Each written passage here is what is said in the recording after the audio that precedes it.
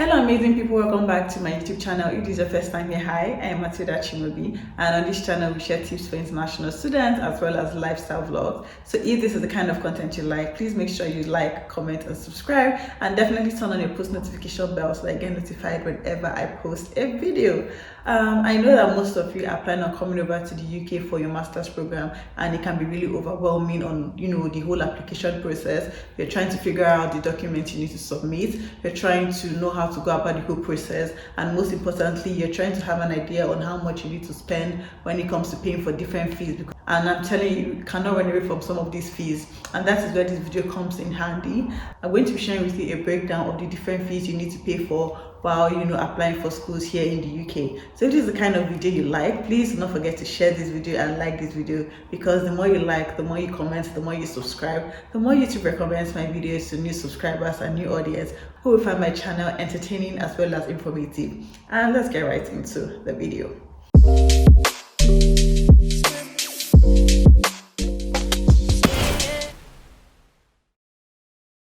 The first thing I'd like to say is that when you finally decide to apply for schools here in the UK, make sure you go to the university's website to look at the documents you need to submit. The reason why I'm saying this is because you really do not want anything to affect your application or to delay that particular application. Always have the documents you need, because you don't want a situation where they ask for a particular document and it takes you 2 weeks or 3 weeks to provide for it. All you can do is to have those documents in hand, and when they ask for it, you just press send. So yes, make sure you have all the documents you require. So the first thing you'll be paying for is your transcript. If you do not already have your transcript, you have to pay for your transcripts. Transcript will be given to you by the university you attended for BSc. When I was applying for I had to go to my university and request for my transcript. I paid a sum of 15,000 naira. So yeah, in case you did not know, I came to the UK January 2021. I tried to make sure that I cross-checked with others as well as Google to make sure I'm giving you guys the right figures. So yeah, when I was applying for mine, I had to pay the sum of 15,000 naira for my transcripts to my university. So it depends on the university you went to for your undergraduate. Yours might be higher, yours might be lower. It depends on how much they charge you. Something else you need to know is the fact that your university will not send your transcript to you personally. No, they will either send it to the school you're applying to directly, or they'll send it to the agency that is helping with your application. So yes, you need to provide them with the address of the university or the agency helping with your application.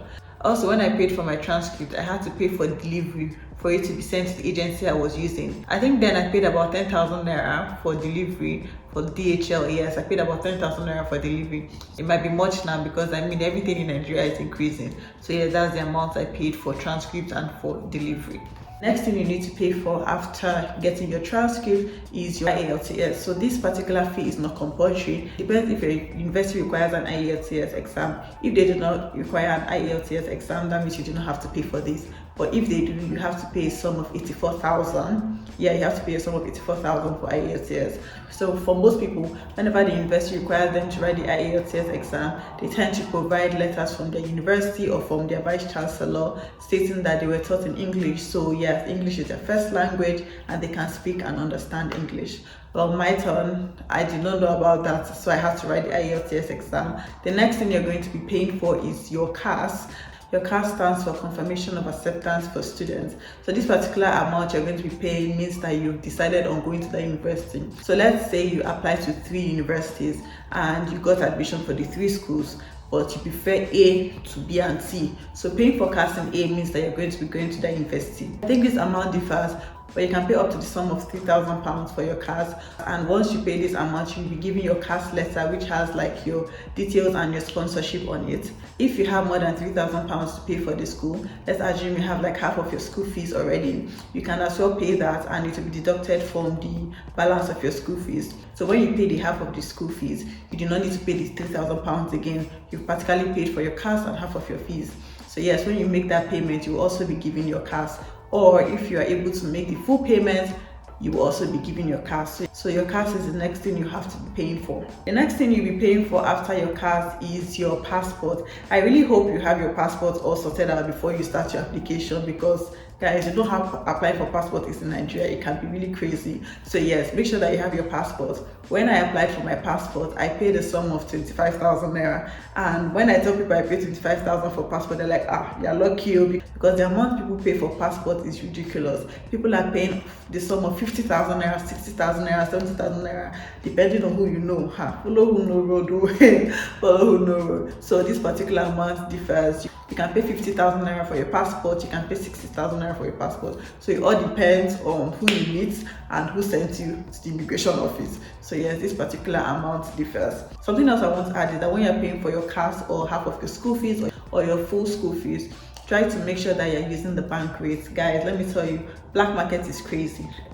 The exchange rate for black market is crazy. Right now, black market is about £750 and bank rate is about 500 or something. So you can see the difference. So try as much as possible to get the bank rate. And I know some banks that are really quick when it comes to like school fees. When I was doing mine, I tried to use Zenith Bank and Zenith Bank took over 1 month. Like it was just delaying. I had to cancel the process and I used UBA. UBA took me about 2 weeks to process. So just try to use like black market rates. Something else I would like to advise is the fact that you need to make sure that if you're using bank rates, you need to give time for them to process your application. So give it like a month or a month plus.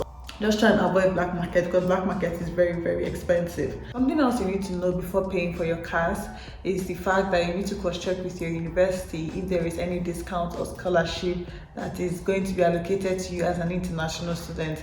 But most of the time there is. This is when you go to their website and you go to their fees and funding and you see if there's any discount for you. There's usually discounts for like different departments or like different faculties. They really do not call it faculty in this country. They call it like School of Business, School of Medicine. So you have to check if you're entitled to any of the scholarship. Usually they deduct a certain amount from your school fees.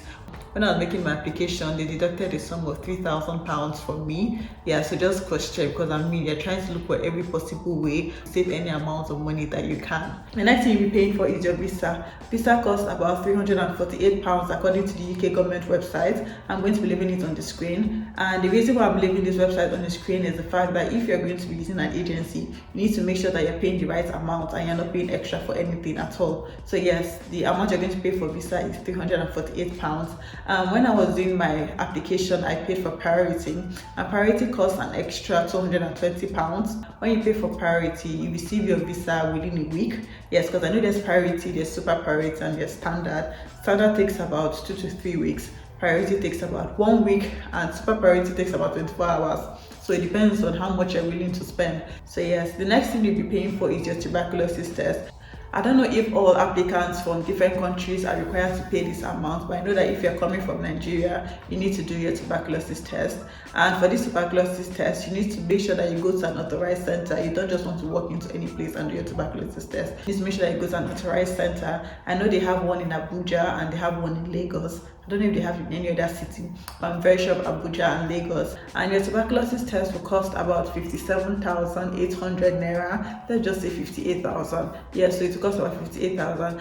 And if you do not live in Abuja or Lagos, you know you need to include like a transportation fee. Whether you're going by road or by air or by water or by land, anything, you need to include your transportation fee alongside the 58k. So yeah, that is the amount of money you're going to be paying for your tuberculosis test. The next thing you're going to be paying for is your IHS. This one is very expensive. Like I really don't know, this one is so expensive. That is your insurance, health. I can't remember the full name, but I'm going to be leaving it on the screen. But the next thing you'll be paying for is your IHS. This particular price differs. There is a website for you to check how much you need to pay for your IHS. I'm going to be leaving the website in the description box down below, so make sure you check that out. When I was making my own application, I paid about £705. I need to make sure that you're paying the right amount because it differs with how long your course is. I think if you're going to be staying for 2 years, it's going to be higher. So make sure you click on the link in the description box down below to look at the amount you're going to be paying. So the next money you're going to be paying for is your flight fee. This varies depending on the airline you're going to be using, whether British Airways or Virgin Atlantic. I always advise that you pay for your flight earlier on, this in order for you to get a good deal, because if there is really no time, you are going to be paying extra for your flight and you do not want that. So make sure that you pay for your flights earlier on. When it comes to flights, you can see flights from 250,000 naira upwards, depending on the airline and the time you book for your particular flight. So yeah, this is the amount you're going to be paying for your flights. The next thing you're going to be paying for is your accommodation. So depending on the city you're going to, I don't know that if you're going to places like London, the cost for accommodation is very expensive compared to cities like Leicester and Birmingham and other places. For example, here in Leicester, you can see accommodation for as low as £90 per week, and the accommodation will be alright. But if you see a £90 accommodation in London, I'm telling you, the accommodation is It's very sad. It's a very sad place. So yeah, just try and also include the accommodation in the fees you're going to be paying while coming over to the UK. So yes, I think I've given you guys a breakdown of all the fees you need to pay. If you think I missed any fee at all, please leave that in the comment section down below. I have a UK student guide playlist. I'm going to be leaving that on the screen just for you to check out my other videos in case you're still trying to figure out some things. I made a video on how to go about your application, the documents you need to submit, and so many other things. So make sure you click on that link. I'm going to be leaving it somewhere on the screen. Make sure to check that out. So yeah, we have come to the end of this video. Please do not forget to like, comment, and subscribe again. You know, all those good things. And I'll be seeing you guys in my next video. Do not forget to take care and stay safe. Bye guys.